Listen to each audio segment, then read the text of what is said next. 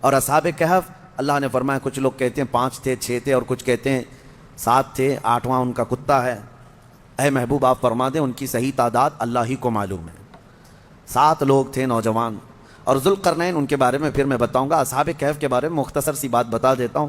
ایک بادشاہ تھا دقیانوس. وہ بادشاہ مرتد اس طرح کہ وہ آخرت کا بھی انکار کر رہا تھا اور وہ اپنا ایک الگ دھرم چلا رہا تھا. عیسیٰ علیہ السلام کا دین پرانا ہو گیا, یعنی عیسیٰ علیہ السلام کے دین میں ہی یہ چیزیں ہو رہی تھی. تو وہ اس زمانے میں سب لوگ بت پرستی میں اور خدا کے انکار میں مبتلا تھے. تو 6-7 لوگ ایسے تھے جو بادشاہ کے سپاہیوں میں تھے یا وزیروں میں تھے یا الگ الگ تھے. یہ لوگ پوشیدہ طور پر اللہ ہی کی ذات پر یقین رکھتے تھے, ایمان رکھتے تھے, لیکن یہ ظاہر نہیں کر رہے تھے کہ ان کے بادشاہ مار ڈالے گا. لیکن کب تک اس طرح چھپ کر کے رہیں. تو یہ 7 لوگ یا 8 لوگ جتنی ان کی تعداد تھی, ایک جگہ یہ لوگ مل لیا اور کہا کہ ہم یہ شہر چھوڑ کر بادشاہ کی سلطنت سے دور چلے جاتے ہیں تاکہ ہمیں ہمارے دین پر آسانی سے عمل کا موقع ملے. وہ سب بادشاہ کو چھوڑ کر کے اچانک ایک دن رات کو طے کر کے نکلے.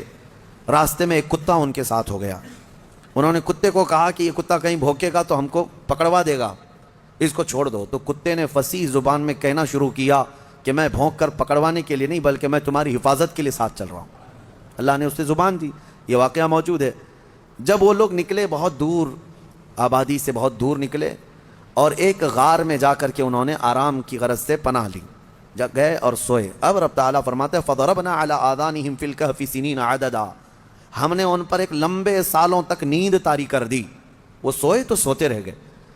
اب ہوا یہ کہ بادشاہ کو دوسرے دن کسی نے شکایت کی کہ 7 لوگ آپ کے وزیروں میں سے سپاہیوں میں سے ایسے ہیں جو آپ کے دین پر نہیں, وہ اللہ پر ایمان رکھتے اور وہ شہر چھوڑ کر چلے گئے. بادشاہ نے ان کی تلاش جاری کروائی, کہاں ہیں ڈھونڈو.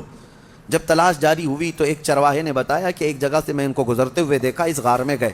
بادشاہ اپنے سپاہیوں کو حکم دیا کہ جاؤ اس غار میں دیکھو. دیکھا تو کچھ لوگ سوئے ہوئے تھے. بادشاہ نے کہا ان کی سزا یہ ہے کہ ان کے غار کے منہ پر دیوار بنا دو, ان کی قبر یہی ہو جائے, یہ باہر یہاں سے نہ نکل سکے. اس غار کے منہ کو دیوار چڑھا کر بند کر دیا گیا. یہ سزا تھی بادشاہ کی طرف سے کہ وہ میرے دین سے نکلے ہوئے لوگ ہیں. خیر سارے لوگ چلے گئے تو ایک چرواہے نے وہاں پر جو موجود تھا اس نے ان کی پوری تاریخ, ان کے نام لکھ دیے, یہ کون لوگ تھے, یہاں کیوں آئے تھے اور ان کے اوپر کیا سزا ہوئی. بات ہو گئی. یہ دقیانوس بادشاہ کا ظلم تھا, وہ لوگ چلے گئے. اب یہ لوگ سوتے رہے. قرآن میں ہے 309 سال تک سوتے رہے.